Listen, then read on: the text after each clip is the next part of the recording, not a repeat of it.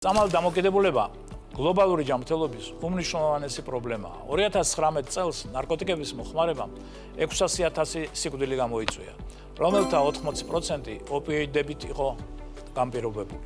ოპიოიდები, მორფინი, ფენტანილი, ჰეროინი და სხვა ნარკოდამოკიდებულების გამომწვევი ნივთიერებების ყველაზე საშიშ ჯგუფს წარმოადგენს. ბოლო წლებში მკვეთრად გაიზარდა ოპიოიდების დოზის გადაჭარბების შემთხვევები, რაც გამოწვეულია ქრონიკული ტკივილის სამკურნალოდ ოპიოიდების გაზრდილი ხელმისაწვდომობითა და ძლიერი სინთეზური ოპიოიდების, განსაკუთრებით ფენტანილის უკანონო ბაზარზე გამოჩენით. ასევე ახალი ფსიქოაქტიური ნივთიერებები მუდმივად ვითარდება. წამალ დამოკიდებულების პრევენცია მოიცავს კომპლექსურ მიდგომებს. ოპიოიდური დამოკიდებულების მკურნალობის ხელმისაწვდომობის გაზრდას მკაცრი კონტროლით.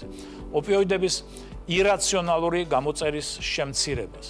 მონიტორინგსა და ნალოქსონის ოპიოიდების ანტიდოტის ხელმისაწვდომობის გაზრდას.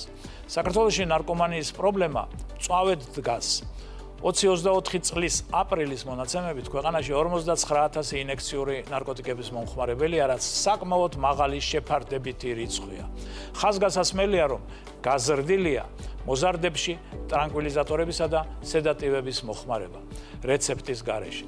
საქართველოს მთავარი გამოწვევები და რეკომენდაციებია შემდეგი.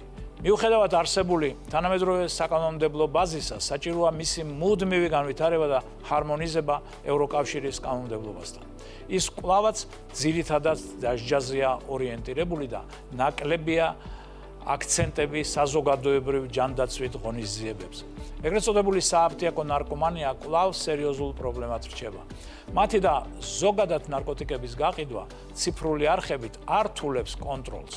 ზიანის შემცირების პროგრამების გაფართოების აუცილებლობა. პრევენციული ღონისძიებები ხშირად ფრაგმენტულია და ვერ უზრუნველყოფს გრძელვადიან შედეგებს. არასაკმარისია დარგში ადამიანური რესურსები და მათი უწყვეტი პროფესიული განვითარების პროგრამები.